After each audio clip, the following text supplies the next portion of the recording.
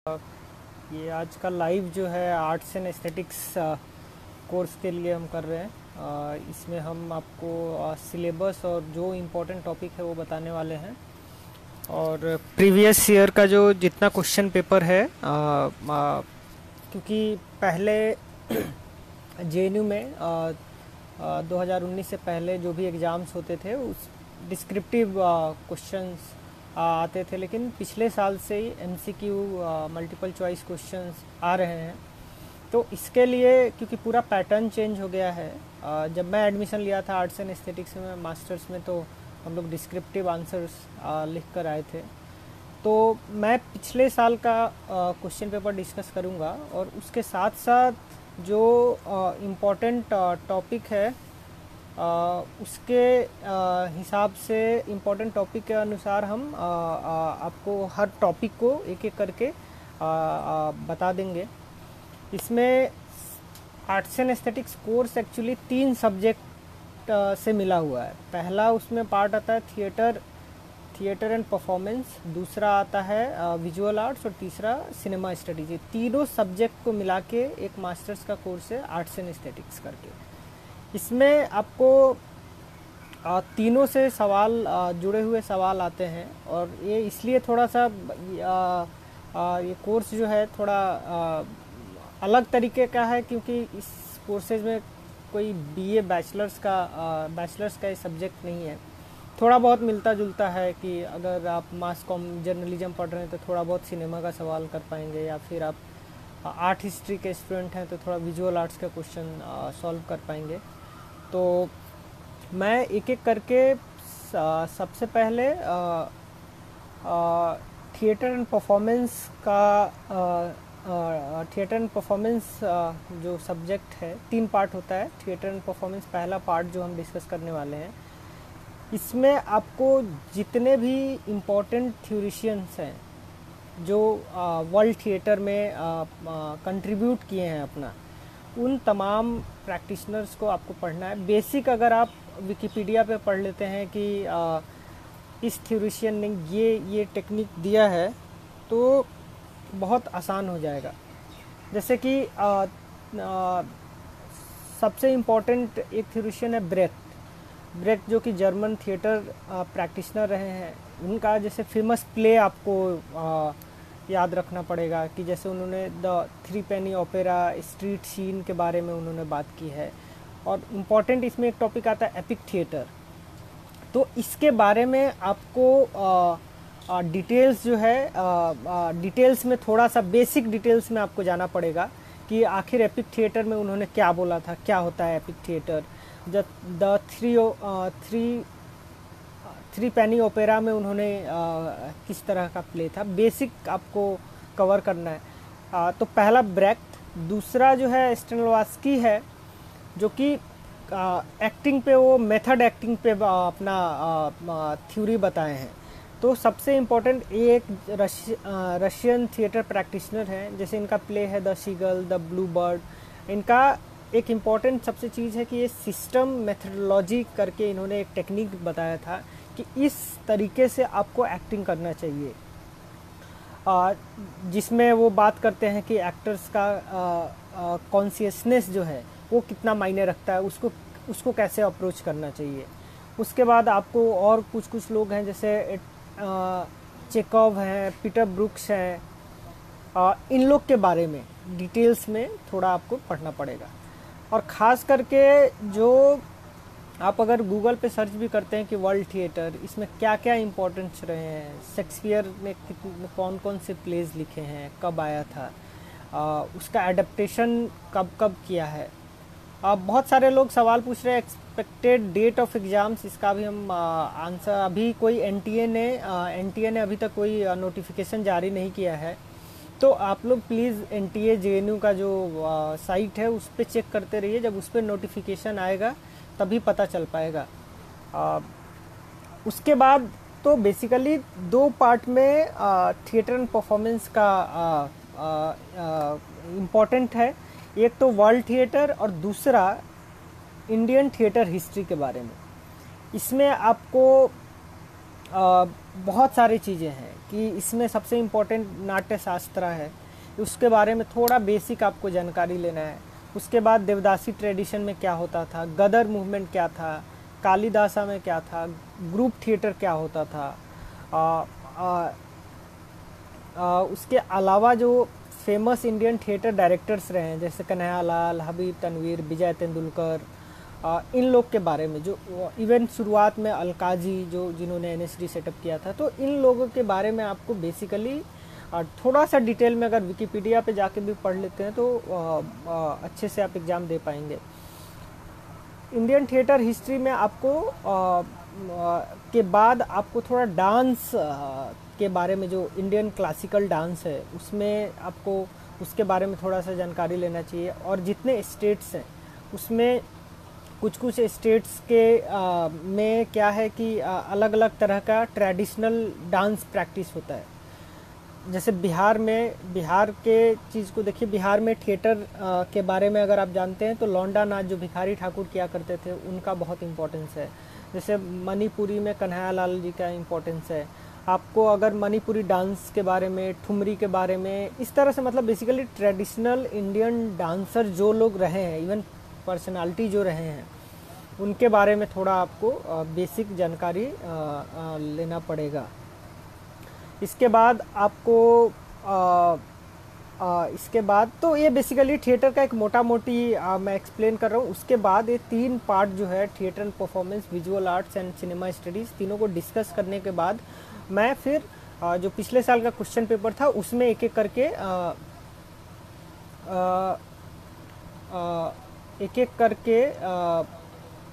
एक एक करके मैं फिर एक्सप्लेन करूँगा। दूसरा सेक्शन जो है वो मैं ये डिस्कस करने वाला हूँ कि विजुअल आर्ट्स।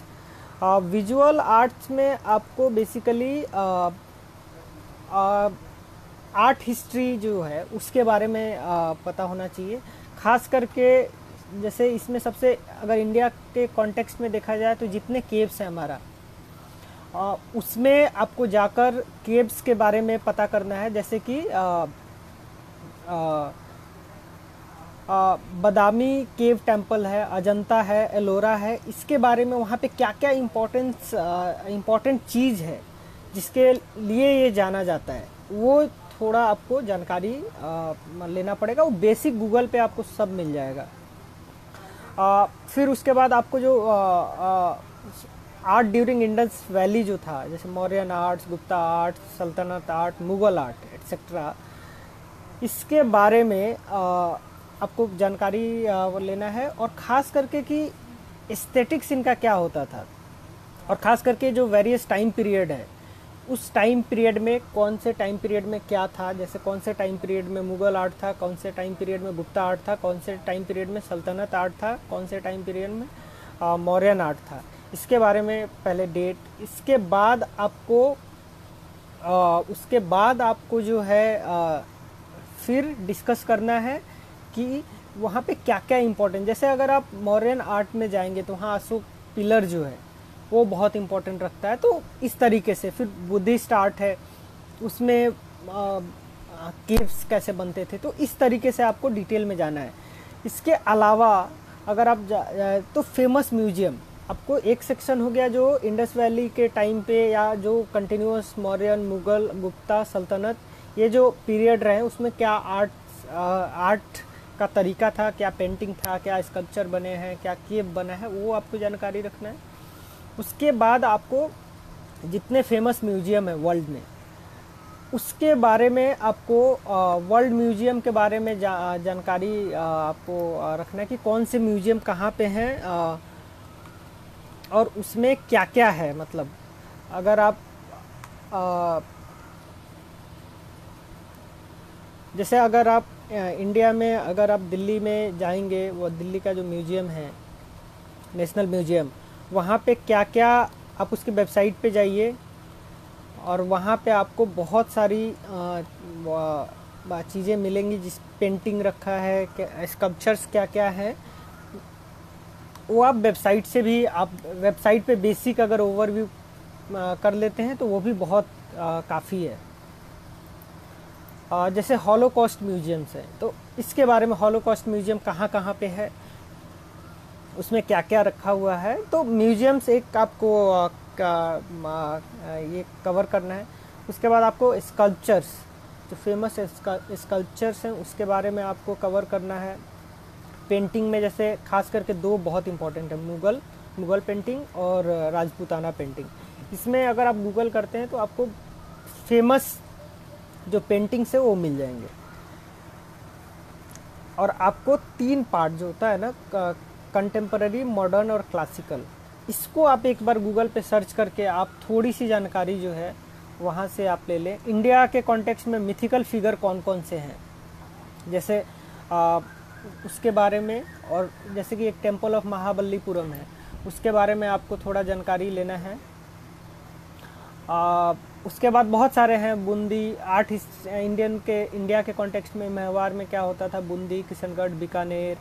फेमस आर्टिस्ट जैसे हैं पंडित शेऊ, निहाल चंद, दालचंद, सावंत सिंह, लियोनार्डो गाविंसी, ये लोग के बारे में आपको थोड़ा जानकारी ले लीजिए कि इनको गूगल पे, विकिपीडिया पे सर्च करके इनके जो फेमस आर्ट रहे हैं उसके बारे में आप जानकारी ले लीजिए। और एक पीरियड है जो कि वर्ल्ड आर्ट हिस्ट्री में बहुत इंपॉर्टेंस रखता है, रेनेसां पीरियड में क्या होता था, बुरोक, सरियलिज्म, दादाइज्म।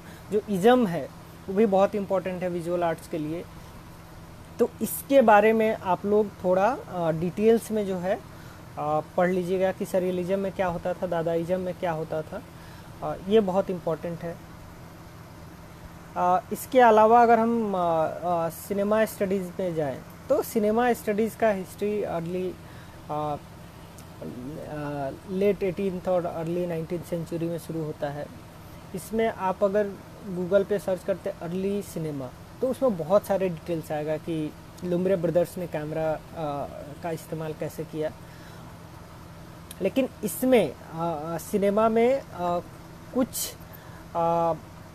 चीज़ें बहुत इम्पोर्टेंट है जो कि अर्ली सिनेमा में ही, जैसे एक फिल्म था, शॉर्ट फिल्म बनाया गया था, ट्रिप टू द मून, एक science fiction film, kind of पहला साइंस फिक्शन फिल्म हम मानते हैं। तो इसके बारे में आप कि ट्रिप टू द मून जो है कब फिल्म आया था, पहला चीज़। दूसरा कि इसके डायरेक्टर कौन थे, जॉर्ज मिले थे, ये कब कौन से टाइम में आया था। इसके अलावा जो है आपको कुछ कुछ जो सिनेमा टेक्निक्स है, उसके बारे में आपको जानना है। तो बेसिकली अगर आप नोट कर रहे हैं तो आप पहले नोट करिए अर्ली सिनेमा में क्या क्या हुआ उसको। इम्पॉर्टेंट फिल्म में पहला film trip to the moon, जिसका डायरेक्टर जॉर्ज मिले थे। उसके बाद दूसरा इम्पॉर्टेंट फिल्म जिसके बारे में आपको जानना है, the birth of a nation, 1915 में ग्रिफिथ का ये फिल्म है। उसके बाद आपको जानना है कि सर्जेई आइजनस्टाइन के बारे में, जिन्होंने सिनेमा में, अर्ली सिनेमा में उन्होंने बहुत बड़ा कंट्रीब्यूशन दिया है। उनके जो नोटेबल फिल्म्स हैं जैसे स्ट्राइक था, बैटलशिप पोटेमकिन था, ये बहुत इम्पोर्टेंट फिल्म्स है दोनों, स्ट्राइक और बैटलशिप पोटेमकिन। ये दोनों आपको इसके बारे में जानना है कि उसमें क्या था। उसके बाद इसमें इन्होंने जो एक थ्योरी दिया था मोन्टाज का, वो बहुत इम्पोर्टेंट है।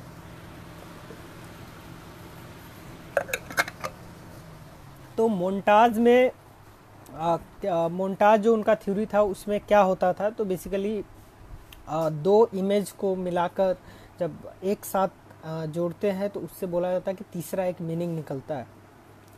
तो उसके बारे में आप थोड़ा सा मोन्टाज के बारे में पढ़ लीजिएगा। उसके बाद आपको इम्पोर्टेंट टॉपिक इसमें है कि आपको इम्पोर्टेंट टॉपिक है जैसे फिल्म जॉनरा क्या होता है, बेसिक फिल्म जॉनरा के बारे में पढ़िए। Silent films versus sound films, तो जब साउंड नहीं आया था, बेसिकली 1930 से पहले जो साइलेंट सिनेमा हमारा था, उसमें उस फिल्म का एस्थेटिक्स और जब साउंड आने के बाद का एस्थेटिक्स में क्या बदलाव आए हैं वो जानना बहुत ज़रूरी है। तो उसके बारे में बेसिक्स आप पढ़ लीजिएगा। इम्पॉर्टेंट मूवमेंट जैसे फ्रेंच न्यू वेव मूवमेंट बहुत इम्पॉर्टेंट है। एशियन सिनेमा में क्या होता था, Italian new realism, Indian new wave, Japanese cinema, Philippine cinema, third world cinema, ये कुछ इम्पोर्टेंट टॉपिक्स है जिसको आप नोट कर लीजिए। सबसे पहले जैसे फ्रेंच न्यू वेव है, इसमें जो है फ्रेंच न्यू वेव में क्या बोला जाता था कि एक काइंड ऑफ एक अवागार्ड मूवमेंट था जिसमें अलग अलग तरीके का फिल्म बनता था। जैसे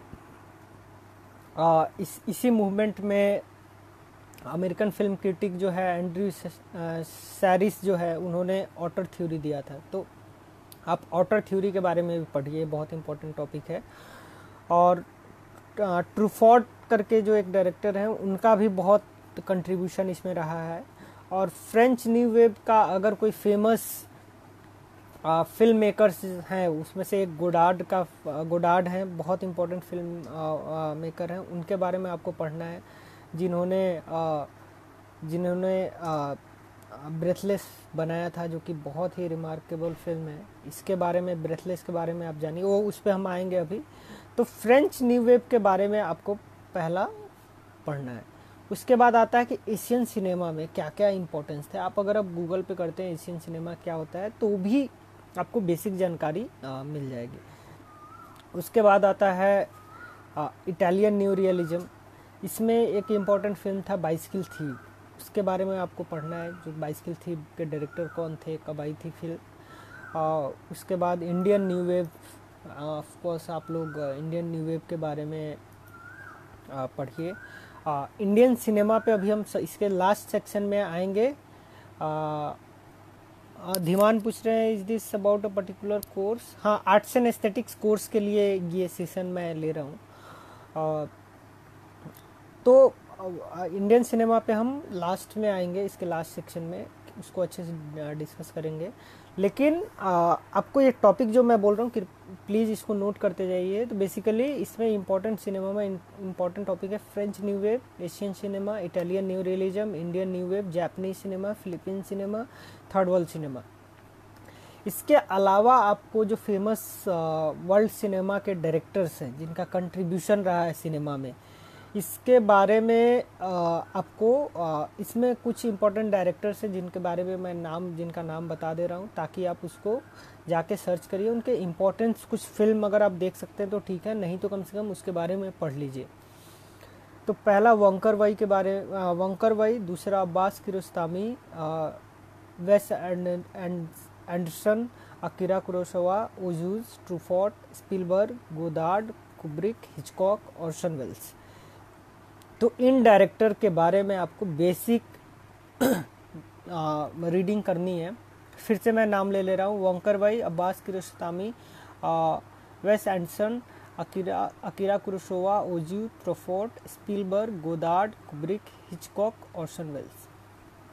इम्पोर्टेंट फिल्म जो है इसके बारे में, जो कि जिससे लगातार कई सालों में सवाल आते रहे हैं, तो ये फिल्म जो है एटलीस्ट आप इसके बारे में अगर आप देख सकते हैं फिल्म तो बहुत अच्छा है, नहीं तो कम से कम विकिपीडिया पे पढ़ लीजिए। 400 blows, blow up, 7 samurai, Rashomon, Tokyo story, the big sleep, citizen Kane, rear window, bringing up baby, breathless. इसके अलावा और भी बहुत सारे इम्पोर्टेंट फिल्म्स हैं, बट ये फिल्म्स वो हैं जिससे एक और आप ऐड कर सकते हैं, टैक्सी ड्राइवर। तो ये वो इम्पोर्टेंट फिल्म्स हैं जिनसे कई सालों से आर्ट्स एंड एस्थेटिक्स में सवाल आते रहे हैं। तो फिर से मैं फिल्म का नाम एक बार और बता दे रहा हूँ ताकि आप इसको लिख लें। 400 blows, blow up, 7 samurai, Rashomon, Tokyo story, the big sleep, citizen Kane, rear window, bringing up baby, breathless. इसके अलावा 400 blows, blow up, 7 samurai, Rashomon, Tokyo story,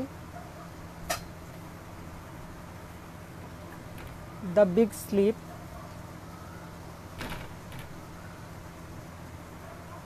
citizen Kane, rear window, bringing up baby, breathless और taxi driver. इसके अलावा आपको थोड़ा सा technical film making का जो बेसिक टेक्निकल चीज़ें होती है उसके बारे में आपको थोड़ा जानकारी लेना है कि जैसे रफ कट क्या होता है, शैलो डेप्थ ऑफ फील्ड क्या होता है, ग्रेटर डेप्थ ऑफ फील्ड क्या होता है ना। तो फिल्म टेक्निक के बारे में बेसिकली बहुत ही बेसिक, अपर्चर, शटर स्पीड, ये बहुत ही बेसिक है। इससे पिछले साल एक्चुअली एक सवाल आया था, तो इसके बारे में आपको बेसिक एक जानकारी लेना है कि फिल्म टेक्निक के बारे में कि फिल्म टेक्निक में क्या क्या होता है, जो मैं अभी बता रहा था कि शैलो डेप्थ ऑफ फील्ड क्या होता है, ग्रेटर डेप्थ ऑफ फील्ड क्या होता है, अपर्चर क्या है, शटर स्पीड क्या है, आईएसओ क्या है। तो इसके बारे में आप थोड़ा सा बेसिक रीडिंग कर लीजिएगा। बेसिकली आप गूगल पे अगर टॉपिक के साथ अगर आप गूगल पे टाइप करते हैं, उसमें आप जाकर टाइप करिए और बेसिक जो हम टॉपिक बता रहे हैं अगर आप इतना पढ़ लेते हैं तो काफ़ी हद तक आप सवाल जो है सॉल्व कर लेंगे। जैसे इंडियन सिनेमा में बहुत इम्पोर्टेंट है, आखिर में इंडियन सिनेमा के बारे में मैं बता रहा हूँ कि बहुत इम्पोर्टेंट है, खास करके सत्यजीत रे, उनकी फिल्में कौन कौन सी थी। अब पाथर पंचाली, पाथर पंचाली बहुत इम्पोर्टेंट, एक अपू ट्रिलॉजी करके उन्होंने 3 फिल्में बनाई थी, वो बहुत इम्पोर्टेंट है। उसके अलावा आप तो बेसिकली आप इसमें भी डायरेक्टर का अगर आप नाम लिखना चाहते हैं तो लिख सकते हैं, मैं बता दे रहा हूँ। सबसे पहले सत्यजीत रे,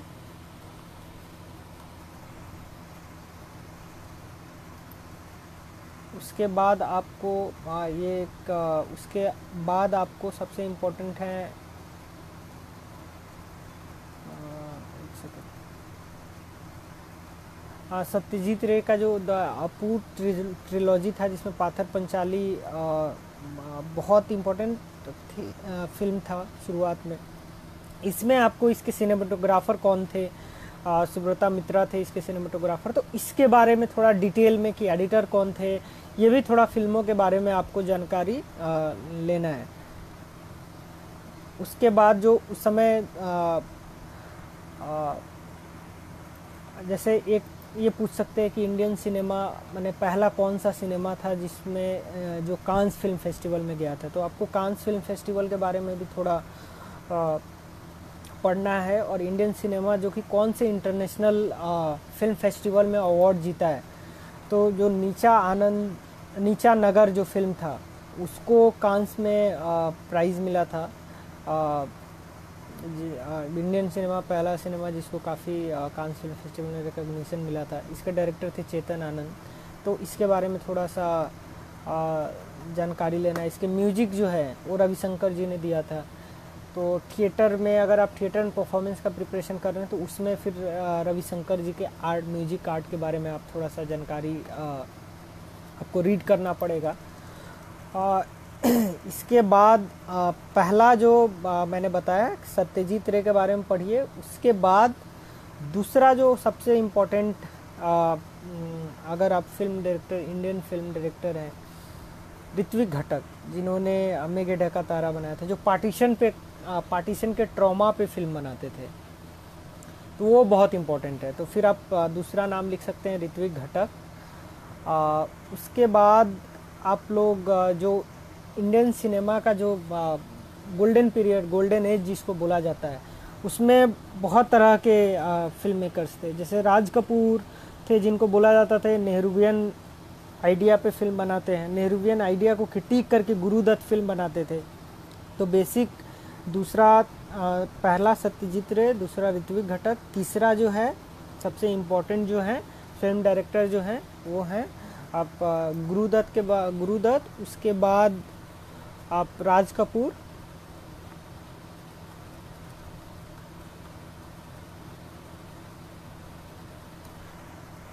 इनके बारे में आपको इम्पोर्टेंट ये बेसिक जो है उसके बारे में आपको जानकारी रखना है। उसके बाद और भी लोग जो बेसिकली अगर आप इसमें इंडियन न्यू वेव में जाते हैं, उसमें जो इम्पोर्टेंट डायरेक्टर, जैसे इंडियन न्यू वेव को हम पैरेलल सिनेमा भी बोलते हैं, पैरेलल सिनेमा बोलते हैं। और ख़ास करके parallel cinema Italian new realism और French new wave, Japanese new wave से काफ़ी इंस्पायर्ड था।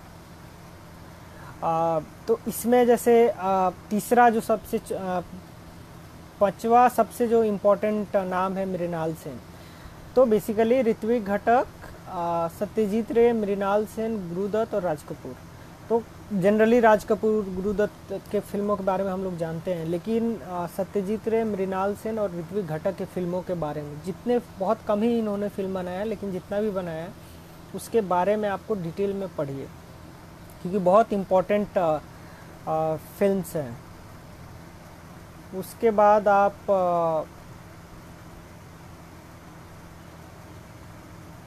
उसके बाद इंडियन न्यू वेव में जो फिल्म जैसे मनी कॉल है, मनी कॉल बहुत इम्पोर्टेंट फिर से एक नाम है जिनका फिल्म जो है उसकी रोटी,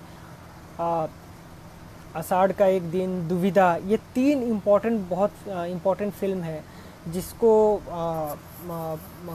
बहुत सराहा जाता है, जिसको बोला जाता है कि ये इंडियन न्यू वेव में आता है।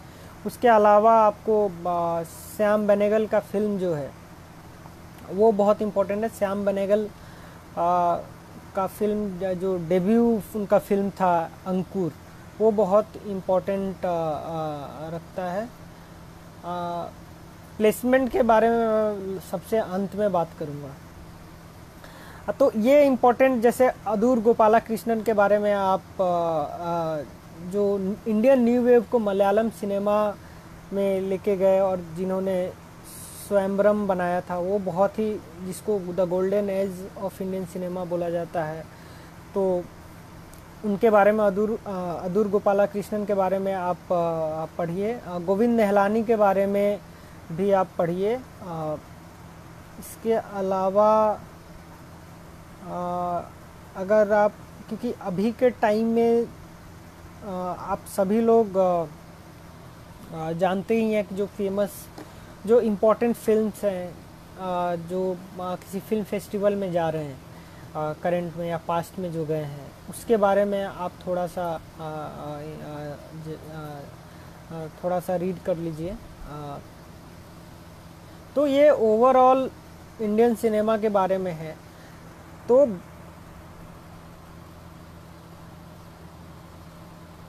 फॉर्म में आई थिंक अभी फॉर्म में करेक्शन हो सकता है, क्योंकि डेट एक्सटेंड हो गया है, 15 मई तक फॉर्म भर सकते हैं, तो आई थिंक करेक्शन हो जाएगा।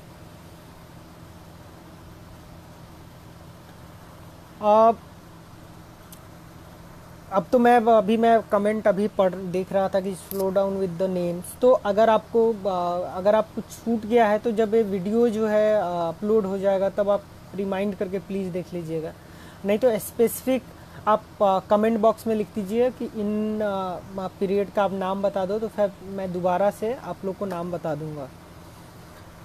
तो सिनेमा में इम्पोर्टेंट जो था मैंने बता दिया है। अब इसमें इम्पोर्टेंट चीज़ है कि थोड़ा बहुत आपको आर्टिकल्स, अगर आपके पास समय हो तो आप उसके बारे में पढ़ सकते हैं, तो बहुत ही अच्छा होगा।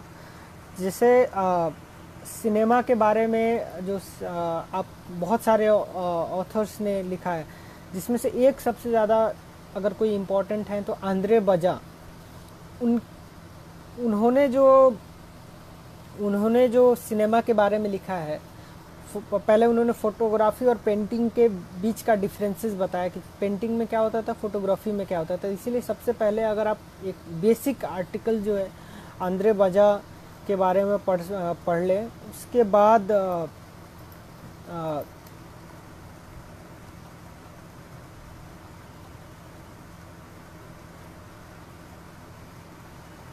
उसके बाद एक और इम्पोर्टेंट ऑथर हैं वेल्टर बेंजामिन, जिनका एक बुक है, अगर बट वो उसका अगर इंट्रो आप लोग पढ़ सकते हैं तो पढ़ लीजिए, the work of art in the age of mechanical reproduction. ये बहुत ही इम्पोर्टेंट ऑथर है। तो बेसिकली दो ऑथर, वेल्टर बेंजामिन और आंद्रे बजा, इसके बारे में अगर आप बेसिक पढ़ सकते हैं तो बहुत अच्छा होगा।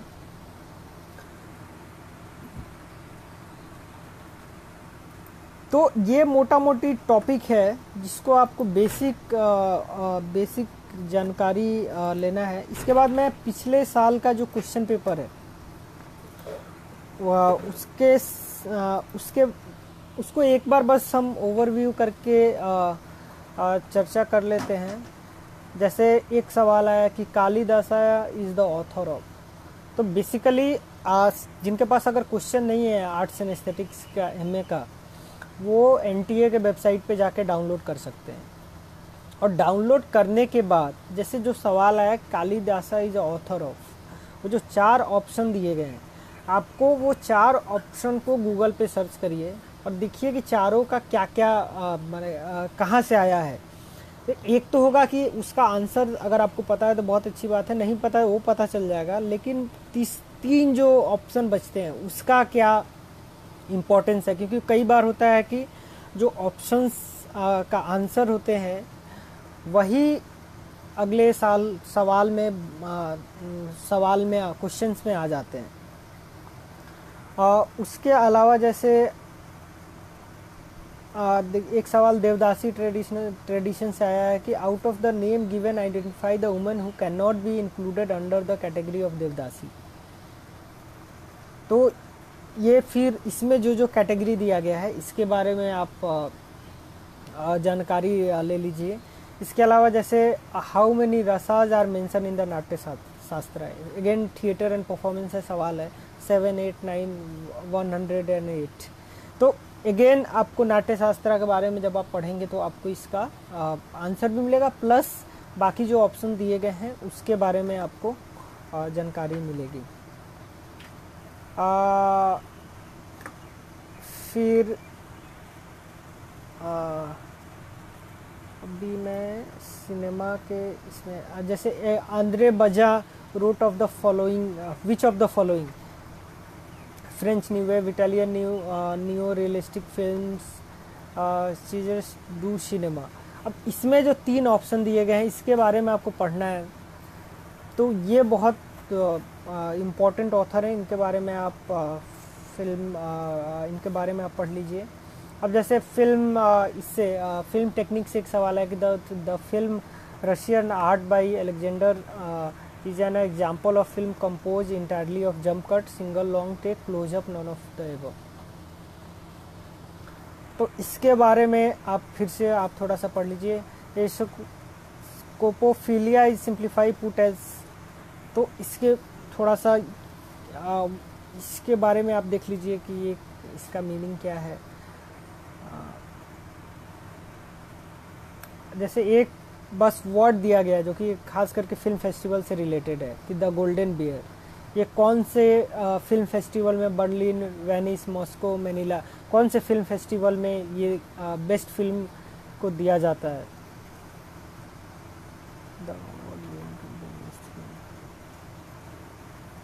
हाँ, so basically the golden bear film है जिसको the golden bear is option दिया है the award given to the best film at the Berlin film festival, the award given to the best film at Venice film festival, the award given to the best film at the Moscow film festival, the award given to the best film at the Manila film festival. तो एक तो the golden beer कब क्या है इसके बारे में जानकारी लीजिए, और इसके बाद जो 4 फिल्म फेस्टिवल्स है इसके बारे में और इसके हिस्ट्री के बारे में पता करिए, और पिछले साल किसको अवार्ड मिला था वो जानकारी आप रखिए।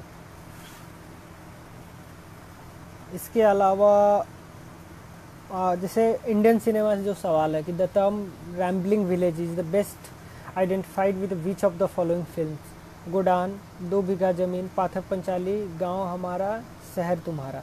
अब एक तो इस फिल्म के बारे में आप लोग पढ़ लीजिए, फिल्म कब आई थी, इसके डायरेक्टर कौन थे, फिल्म किस बारे में है। इसके अलावा जैसे an India's first technicolor film was directed by Raj Kapoor, Mehboob Khan, कमल अमरोही, के आसिफ। तो अगेन ये जो 4 फिल्म डायरेक्टर्स हैं इसके बारे में पढ़िए, और टेक्निकलर जो फिल्म इंडिया में कब आई थी इसका डेट आपको याद रखना पड़ेगा। पहले इंडियन साउंड बोलती हुई कौन सी सिनेमा थी, साउंड फिल्म पहला कौन सा था, ये एक जो बेसिक जानकारी है उसको रखना पड़ेगा। जैसे देखिए हॉलीवुड फिल्म के बारे में पूछा गया, the Hollywood film the big sleep 1946 is a good example of a western film, musical film, noir film, comedy film. ये जॉनरा से सवाल आ गया। तो जॉनरा जब आप विकिपीडिया पे पढ़ेंगे तो बहुत सारे फिल्म के बारे में उसमें डिस्कस किया गया है कि कौन सा फिल्म किस जॉनरा में आता है। फिर से एक सवाल है, the location of Danny Boyle's slumdog millionaire was the focus on a internationally acclaimed film made in 1988। This film was Muzaffar Ali, Mira Nair, Indian corporate, Govind Dharmraj Chakra, Mira Nair, Salaam Bombay. तो फिल्म के बारे में और जो फिल्म के बारे में पूछा गया है इसके बारे में अगर आप, क्योंकि मैं बार बार बोल रहा हूँ कि ऑप्शन जो दिए गए हैं उससे में भी सवाल आ सकते हैं। जैसे मीरा नायर बहुत इंपॉर्टेंट डायरेक्टर है इंडियन सिनेमा के लिए, जो इंटरनेशनली काम करती है, तो उनके बारे में आपको जानकारी रखना पड़ेगा। मीरा नायर का जो सलाम बॉम्बे फिल्म था ये इम्पोर्टेंट है। जैसे अभी मुझे याद आ गया कि इंडियन सिनेमा एक सबसे ज़्यादा इम्पोर्टेंट फिल्म, ये one of the important film Salim Langde Pe Mat रो। तो इस तरह के जो इम्पोर्टेंट फिल्म्स हैं उसको भी आपको कवर करना पड़ेगा। जैसे ये the term first, second and third cinema refer to Hollywood, Bollywood, Nollywood, Hollywood, Bollywood, Asian cinema, Hollywood, Japanese cinema, African cinema, none of the the. तो थर्ड सिनेमा के बारे में जो मैं बोला था उसको आपको पढ़ना पड़ेगा। जैसे एक फिल्म डायरेक्टर के बारे में पूछा है, Lav Diaz is the filmmaker from the Philippines, Mexico, Argentina, Peru. फिर अगर आप विजुअल स्टडीज़ में जाते हैं तो हु इज शिवाज माउंट और वाहना, वर्षभा, वामना, वज्रा, वैकुंठा। तो इस ये विजुअल आर्ट्स से सवाल आ गया। विच of the mythical award of Gandharvas, Kailasa, Alkapuri, Kashi, Ujjain. तो ये जो इम्पोर्टेंट प्लेस है कैलासा, अलकापुरी, काशी, उज्जैन, इसके बारे में वहाँ पे क्या इम्पोर्टेंस है, क्या है, उसके बारे में पढ़ना है। और जो मिथिकल फिगर्स रहे इंडिया में उसके बारे में आपको जानकारी लेनी है। इसके बाद जैसे बहुत सारा, जैसे मत्स्या क्या है, कर्मा क्या है, वराह, कल्की, ये जो इम्पोर्टेंट फिगर्स हैं, मिथिकल फिगर्स हैं, इसके बारे में आपको जानकारी लेना है। विच dynasty is credited with building the shore temple of Mahabalipuram, Pandya, पाला, पल्लवा, प्रथिहारा। ये 4 ऑप्शन है, पांड्या, पाला, पल्लवा, प्रथिहारा। इस 4 जो आंसर्स ऑप्शंस में दिए गए हैं इसके बारे में पढ़िएगा आप लोग, तो ताकि बहुत इम्पोर्टेंट है। इसके अलावा who of the following introduced art history into university curriculum in India. तो ये 4 जो ऑप्शन दिए गए हैं कि बेंजामिन रोलैंड, आनंदा कुमारा स्वामी, स्टेला क्रामिस, WG आर्कल्स। तो इन 4 के बारे में पढ़ना है। तो बेसिकली ओवरऑल मैं यही बोल रहा हूँ कि 3 आर्ट्स एंड एस्थेटिक्स में 3 सब्जेक्ट्स हैं जो कि मिक्स है, theatre and performance, visual arts और सिनेमा स्टडीज। तीनों का जो इम्पोर्टेंट टॉपिक जो मुझे लगता है मैंने बताया है। इसके अलावा जो प्रीवियस 3-4 साल के क्वेश्चन पेपर आपको गूगल पे मिल जाएंगे, उसमें एक सेक्शन 2 होता है जिसमें शॉर्ट आंसर लिखने के लिए बोलता है। तो वो जो सेक्शन 2 है उसका जो इम्पोर्टेंट टॉपिक्स है उसको आप नोट डाउन करके उसके बारे में आप थोड़ा सा बेसिक रीडिंग कर लीजिए, क्योंकि MCQ से सवाल आने वाला है। तो इसमें ज़्यादातर डायरेक्टर का नाम या किस रीजन से है, वहाँ पे कौन सा इम्पोर्टेंट फिगर है। म्यूजियम से अगर सवाल आएगा तो पूछ सकते हैं कि किसी भी कंट्री का नाम जहाँ पे म्यूजियम है, वहाँ पे कौन सा किस तरह का म्यूजियम है, जैसे हॉलोकॉस्ट म्यूजियम है पूरे वर्ल्ड में कितने हैं। तो इस तरह का बेसिक सवाल पूछा जाएगा। अगर आपको आर्ट्स एंड एस्थेटिक्स से सवाल है तो आप हमसे अभी पूछ सकते हैं। मैं बाकी लोग का कमेंट देख लेता हूँ कि क्या है।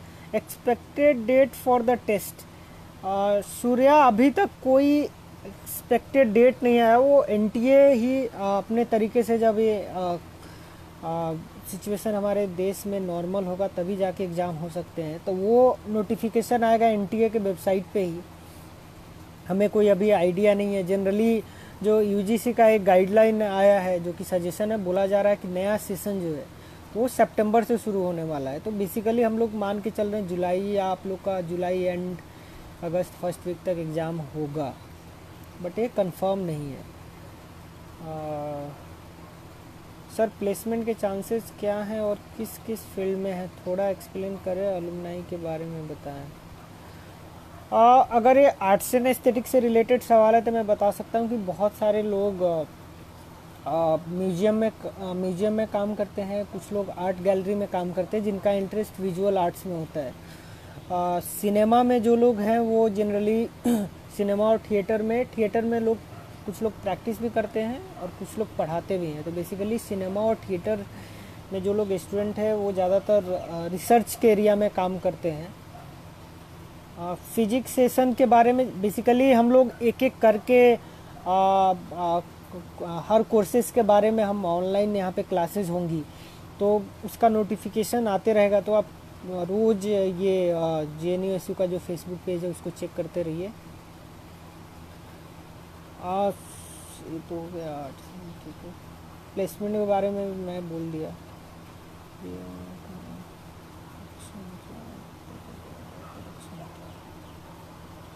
IR के लिए भी अभी होगा आने वाले वक्त में।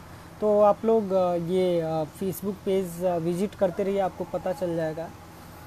और कोई अगर स्पेसिफिक सवाल है, अगर कोई बाद में भी ये वीडियो देखता है तो इस वीडियो के कमेंट में अगर आप लोग कमेंट में अगर आप डालते हैं तो मैं पर्सनली आके इस पर आंसर कर दूंगा। तो foreign scholarship for pursuing arts and aesthetics, अभी तक तो कोई स्कॉलरशिप के बारे में यूनिवर्सिटी कोई स्कॉलरशिप तो नहीं देती है। बेसिकली हम लोग को बेसिक जो रिसर्च स्कॉलर है उन्हें बेसिक एक स्कॉलरशिप मिलता है, वो भी रिसर्च में, एमए में तो नहीं मिलता है।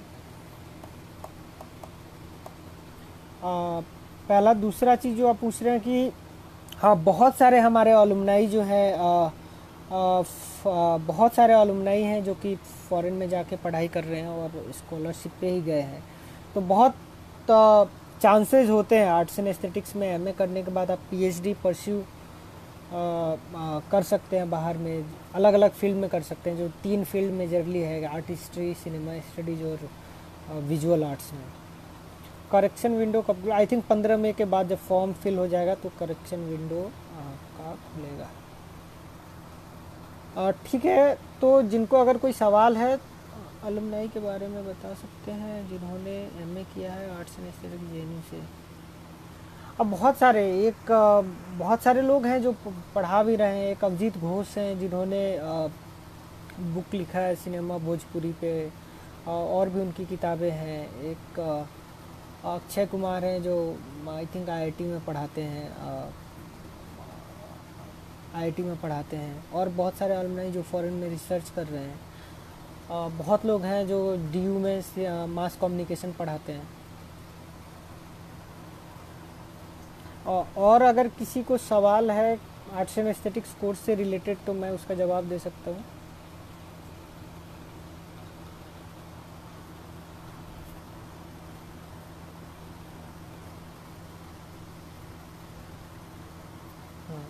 ठीक है, अगर किसी को और भी चीज़ें पूछना है तो इसी वीडियो के लिंक कमेंट बॉक्स में आके पूछ लीजिएगा। मैं 2-3 दिन विजिट करते रहूँगा और मैं स्पेशली आंसर कर दूँगा। और लेकिन आपको 2-3 चीज़ें, पिछले साल का प्रीवियस ईयर क्वेश्चन पेपर और जो डिस्क्रिप्टिव क्वेश्चन पेपर्स भी थे उसका सेकेंड पार्ट में जो शॉर्ट आंसर्स लिखने को होते तो वो टॉपिक के साथ पढ़िए, और जो मैंने टॉपिक इम्पोर्टेंट टॉपिक बताया है उसके बारे में आप विकिपीडिया पे, बेसिक विकिपीडिया पे विकिपीडिया पे पढ़ सकते हैं। और JNU प्लेसमेंट के लिए बाहर से कंपनियां कुछ कुछ कोर्सेज में आती हैं, सभी जगह नहीं आती है, सभी कोर्सेज में नहीं आती हैं, क्योंकि कुछ कुछ कोर्सेज में, कुछ कुछ स्कूल्स में आते हैं जैसे साइंस वगैरह में, बट खासकर हमारे आर्ट्स एंड एस्थेटिक्स में तो कोई कंपनी नहीं आती है, हम लोग खुद से पढ़ते हैं। तो ये था आज का live session arts and aesthetics के बारे में। अगर और किसी का सवाल हो तो कृपया आप कमेंट बॉक्स में लिखते हैं। और बाकी कोर्सेज के लिए हर रोज़ आप फेसबुक पे paper does not have a link online, can you please share link you have. ठीक है आकृति, I will send it here in the comment box में। मेरे पास डाउनलोडेड है तो मैं उस पर भेज दूंगा। ठीक है। आर्ट्स एंड एस्थेटिक्स में रोहित कोई प्लेसमेंट के लिए नहीं आती है कंपनी यार, ये इंजीनियरिंग का कोर्स तो थोड़ी है।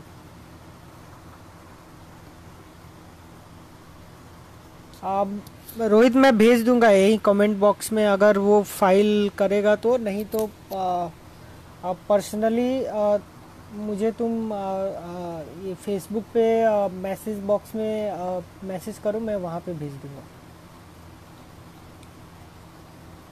मेरे फेसबुक प्रोफाइल पे जाके अमृतराज वहाँ पे मैसेज करो, मैं वहाँ पे क्वेश्चन पेपर भेज दूंगा।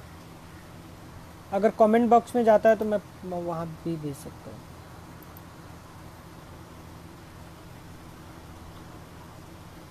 ठीक है गाइज, तो आप लोग पढ़िए, ऑल द बेस्ट। बेसिक पढ़ाई करना है, हो जाएगा आप अगर अच्छे से जो टॉपिक्स मैंने बताए हैं, और जो टॉपिक्स, और इवन प्रोस्पेक्टस में भी एक छोटा सा, बहुत छोटा सा सिलेबस दिया होता है, उस सिलेबस के थ्रू उस सिलेबस को भी पहले कवर करिए, उसके बाद जो मैंने बताया वो कवर करिए टॉपिक्स, उसके बाद प्रीवियस ईयर क्वेश्चन पेपर्स है उसको कवर करिए। 3 चीज़ कर लेते हैं तो मोस्ट प्रोबेबली एडमिशन हो जाना चाहिए। Thank you so much.